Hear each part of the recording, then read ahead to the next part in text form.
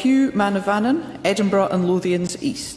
Scotland நாடாளுமன்றத்தில் தமிழர்கள் நுழைவது சாதாரண விஷயமல்ல.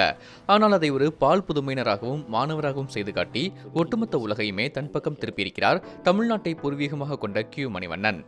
I, Q Manivannan, Q Manivannan, do solemnly, sincerely and truly declare and affirm do solemnly, sincerely and truly declare and affirm தமிழ்நாட்டை பூர்வீகமாக கொண்ட மணிவண்ணன் டெல்லியில் உள்ள ஓபி ஜிண்டால் பல்கலைக்கழகத்தில் பயின்றவர். பின்னர் டப்ளின் ட்ரினிட்டி கல்லூரியில் முதுகலை படிப்பை முடித்து 2021 முனைவர் பட்ட ஆய்வுக்காக ஸ்காட்லாந்து சென்றார்.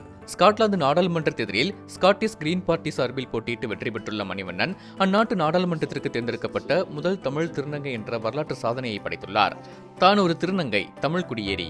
இந்த நாட்டில் உள்ள வெறுப்பாளர்கள் யாரையெல்லாம் இருக்கிறார்களோ அவர்களின் அடையாளமாக இருப்பதாக கூறியுள்ள மணிவண்ணன், ஒடுக்கப்பட்ட சமூகத்தில் இருந்து வந்த தனக்கும் ஸ்காட்லாந்தின் சமூக நீதி போராட்டங்களுக்கும் இடையே உள்ள பிணைப்பை தனது ஆதரவாளர்களுடன் மகிழ்ச்சியுடன் வெளிப்படுத்தியிருக்கிறார்.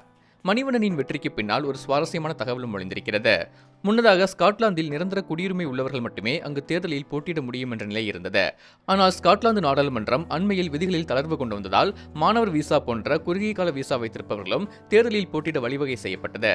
ஆண்டிற்கு சுமார் 80 லட்சம் ரூபாய் ஊதியம் பெறும் நாடாளுமன்ற உறுப்பினராக பொறுப்பேற்றுள்ள மணிவண்ணன் இதற்கு முன்னர் விசா கட்டணமான 2 லட்சம் ரூபாய் இல்லாமல் தவித்தவர் என்பது குறிப்பிடத்தக்கது.